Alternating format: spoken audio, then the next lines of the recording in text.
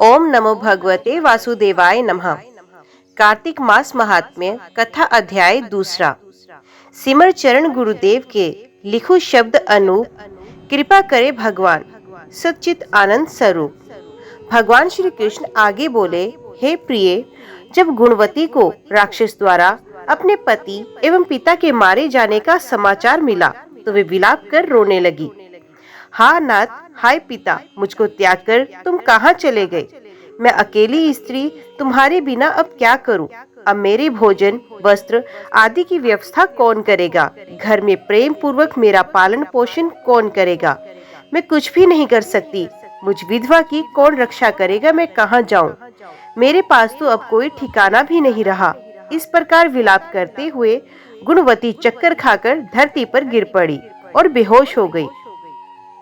बहुत देर बाद जब उसे होश आया तो वे पहले की ही भांति करुण विलाप करते हुए शोक सागर में डूब गई।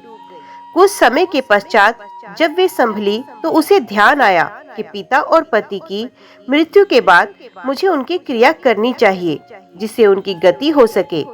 इसलिए उसने अपने घर का सारा सामान बेच दिया और उसे प्राप्त धन से उसने अपने पिता एवं पति का श्राद्ध आदि कर्म किया।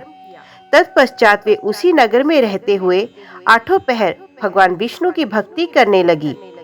उसने मृत्यु पर्यंत तक नियम पूर्वक सभी एकादशियों का व्रत और कार्तिक महीने में उपवास एवं व्रत किए। हे प्रिय, एकादशी और कार्तिक व्रत मुझे बहुत ही प्रिय है। इनसे मुक्ति, भुक्ति, पुत्र तथा संपत्ति प्राप्त होती है। कार्तिक मास में जब तुला राशि पर सूर्य आता है तब ब्रह्म मुहूर्त में उठकर स्नान करने व व्रत व उपवास करने वाले मनुष्य मुझे बहुत प्रिय हैं, क्योंकि यदि उन्होंने पाप भी किए हों तो भी स्नान व व्रत के प्रभाव से उन्हें मोक्ष प्राप्त होता है। कार्तिक में स्नान, जागरण, दीपदान तथा तुलसी के पौधे की रक्षा करने वाले मनुष्य साक्षात भगवान विष्णु के समान हैं।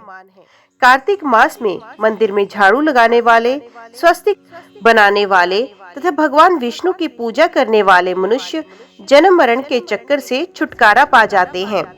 ये सुनकर गुणवती भी प्रतिवर्ष श्रद्धा पूर्वक कार्तिक का व्रत और भगवान विष्णु की पूजा करने लगी। हे प्रिय, एक बार उसे ज्वर हो गया और वे बहुत कमजोर भी हो गई। फिर भी वे किसी प्रकार गंगा स्नान के लिए गई। गंगा तक तो पहुंच गई, परंतु शीत के कारण वे बुरी तरह से कांप रही थी। इस कारण वे शिथिल हो गई। तब मेरे दूत उसे मेरे धाम में ले आए। तत्पश्चात ब्रह्मा आदि देवताओं की प्रार्थना पर जब मैंने कृष्ण का अवतार लिया तो मेरे गण भी मेरे साथ इसी पृथ्वी पर आए, जो इस समय यादव हैं। तुम्हारे पिता पूर्व जन्म में देव शर्मा थे तो इस समय सत्राजित हैं। पूर्व जन्म में चंद्र शर्मा जो तुम्हारा पति था वे डाकू है। और हे देवी, तू ही वे गुणवती है। कार्तिक व्रत के प्रभाव के कारण ही तू मेरी अर्धांगिनी हुई है। पूर्व जन्म में तुमने मेरे मंदिर के द्वार पर तुलसी का पौधा लगाया था। इस समय वे तेरे महलों के आंगन में कल्प वृक्ष के रूप में विद्यमान है। उस जन्म में जो तुमने दीपदान किया था उसी कारण तुम्हारी देह इतनी सुंदर है और तुम्हारे घर में साक्षात लक्ष्मी का वास है। चूँकि तुमने पूर्व जन्म में अपने सभी व्रतों का फल पति स्वरूप विष्णु को अर्पित किया था, उसी के प्रभाव से इस जन्म में तुम मेरी प्रिय पत्नी हुई हो।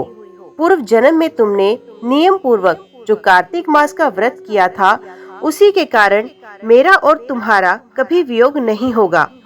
इस प्रकार कार्तिक मास में व्रत आदि करने वाले मनुष्य मुझे तुम्हारे समान प्रिय हैं। दूसरे जप तप, यज्ञ, दान आदि करने से प्राप्त फल कार्तिक मास में किए गए व्रत के फल से बहुत थोड़ा होता है। अर्थात कार्तिक मास के व्रतों का 16वां भाग भी नहीं होता है।